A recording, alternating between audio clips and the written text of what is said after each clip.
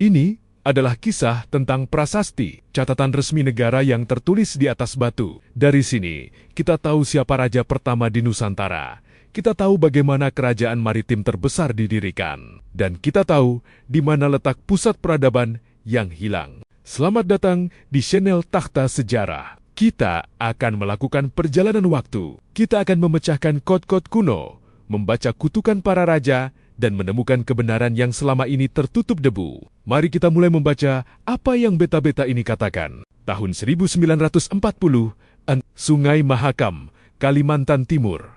Seorang warga Belanda menemukan 7 pilar batu yang aneh. Bentuknya seperti tiang yupa yang biasa digunakan untuk mengikat hewan kurban dalam agama Hindu. Tapi ini bukan sekadar tiang. Ini adalah prasasti yupa. Prasasti yupa adalah prasasti tertua yang pernah ditemukan di Indonesia.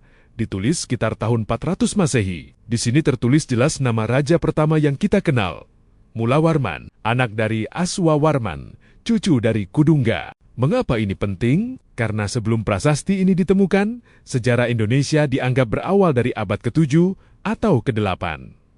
Yupa membuktikan bahwa ribuan tahun sebelum Indonesia merdeka, kita sudah memiliki sistem kerajaan yang terorganisir, menggunakan bahasa Sanskerta dan mengenal sistem administrasi negara. Mulawarman melakukan ritual Fratyastoma, ritual penebusan dosa, dan penebalan kemakmuran kerajaan. Dari sinilah kata Kutai lahir. Kita loncat ke tahun 450 Masehi. Kali ini di tanah Pasundan, tepatnya di daerah Bogor sekarang. Ada batu besar di pinggir sungai yang disebut prasasti Ciarut. Di batu ini ada ukuran 2 jejak kaki, seperti jejak raksasa. Inilah jejak kaki yang sangat mulia, bagaikan kaki Dewa Wisnu. Inilah Raja Purnawarman dari Kerajaan Tarumanegara. Memaham jejak kaki di batu adalah simbolik kekuasaan absolut. Artinya, seluruh tanah yang diinjak oleh raja ini adalah miliknya. Tarumanegara adalah nenek moyang dari karijan-karijan Sunda besar seperti Pajajaran. Purnawarman dikenal sebagai raja pemimpin yang kuat, digambarkan menghancurkan musuh-musuhnya seperti mematahkan sate. Prasasti ini juga menyebutkan proyek raksasa, penggalian saluran air, Gomati sepanjang 11 km dan Candrabaga sepanjang 6 km dalam waktu 21 hari. Bayangkan, di abad ke-5, tanpa alat berat, nenek moyang kita sudah mampu melakukan rekayasa sipil yang luar biasa. Batu-batu ini membuktikan kita adalah bangsa insinyur sejak zaman dulu. Pindah ke tahun 683 Masehi. Kita berada di pinggir Sungai Tatang, dekat Palembang. Seorang prajurit menemukan sepotong kecil batu di bawah pohon. Ini adalah prasasti Kedukan Bukit. Isi prasasti ini pendek tapi mengejutkan dunia. Ia menyebutkan tanggal 16 Juni 682 Masehi. Tertulis bahwa Dapuntahiang Srijayanasa melakukan perjalanan samudra dengan armada besar dan membawa pasukan 20.000 orang, plus 312 perahu peti dan 1.312 prajurit berjalan kaki. Ini adalah hari kelahiran kerajaan maritim terbesar, Sriwijaya. Tapi, Sriwijaya bukan hanya dagang. Mereka menguasai Selat Malaka dengan tangan besi. Dan bukti kekejaman mereka terukir jelas dalam prasasti Telaga Batu. Tertulis di sini, kutukan yang mengerikan. Bagi siapapun yang mengkhianati raja, mereka akan dikutuk, matanya akan meletus, darahnya keluar, ususnya terburai, tubuhnya dimakan hantu, dan mati sengsara. Prasasti ini diletakkan di depan kolam air suci. Para pejabat harus minum air sumpah dari lubang prasasti ini, sembari membaca sumpahnya. Batu ini membuktikan bagaimana Sriwijaya mempertahankan integritas kerajaan luasnya dengan teror religius. Kita bisa membaca rasa takut dan ketulusan para pejabat kuno dari alur huruf Sanskerta yang terpahat di sini. Ini adalah lembar kerja administrasi negara yang paling sakral sekaligus paling menakutkan. Setelah Sriwijaya berkuasa di laut, di daratan Pulau Jawa, kekuatan baru sedang bangkit. Namun, selama berabad-abad, sejarah hanya mengenal Mataram Islam. Padahal, jauh sebelum Islam ada Mataram kuno Hindu-Buddha. Tahun 732 Masehi, prasasti Canggal ditemukan di daerah Magelang. Prasasti ini memberi kita peta jalan silsilah Raja Jawa paling awal. Ia menyebutkan nama Sanjaya sebagai pendiri Wangsa Mataram.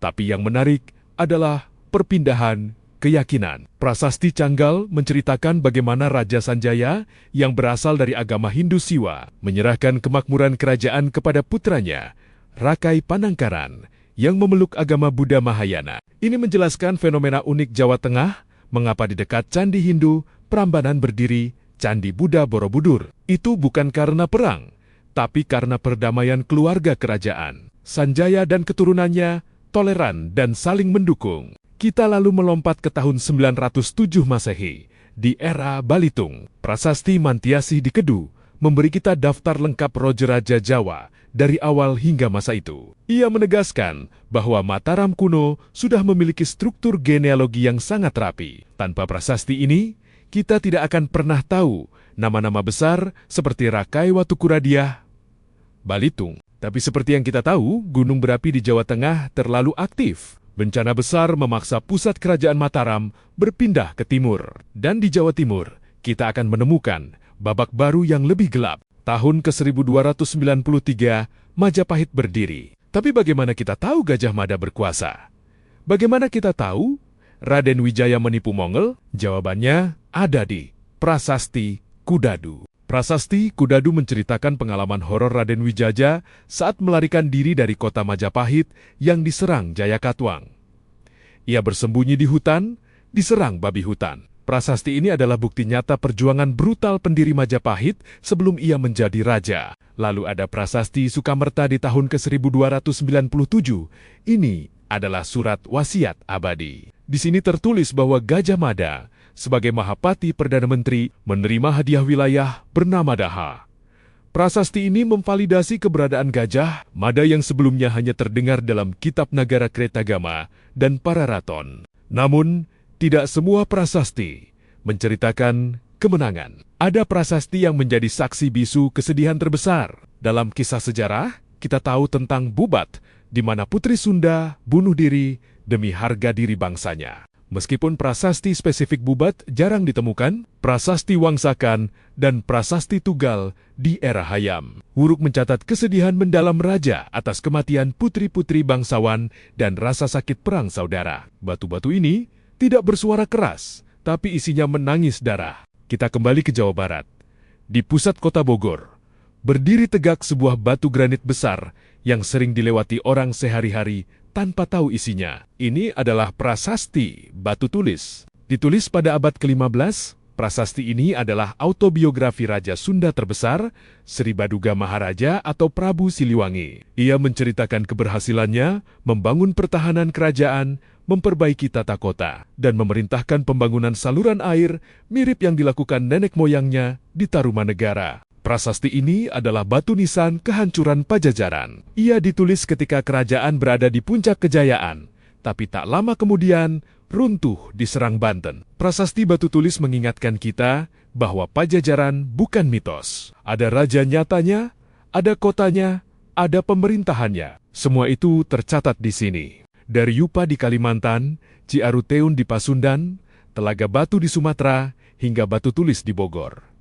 Apa yang kita pelajari dari semua batu ini? Kita belajar bahwa nenek moyang kita bukan orang asing di negeri sendiri. Mereka membaca, menulis, berdagang, bertempur, dan bermimpi. Mereka memahat sejarah mereka di batu agar tidak hilang di telan zaman. Prasasti adalah jembatan. Tanpa mereka, kita adalah anak yang hilang ingatan tentang siapa orang tuanya. Dengan mempelajari mereka, kita memahami jati diri bangsa. Kita bukan hanya bangsa pekerja, kita adalah bangsa peradaban. Suatu hari nanti, mungkin ribuan tahun lagi, peradaban kita sekarang juga akan menjadi prasasti. Apa yang akan tertulis di prasasti zaman kita? Apakah kemajuan atau kehancuran? Itu tergantung apa yang kita lakukan hari ini. Terima kasih sudah menonton video dokumenter panjang ini. Jika kamu menyukai konten sejarah mendalam seperti ini, jangan lupa subscribe dan share. Jangan biarkan sejarah ini terkubur. Sampai jumpa di video sejarah berikutnya.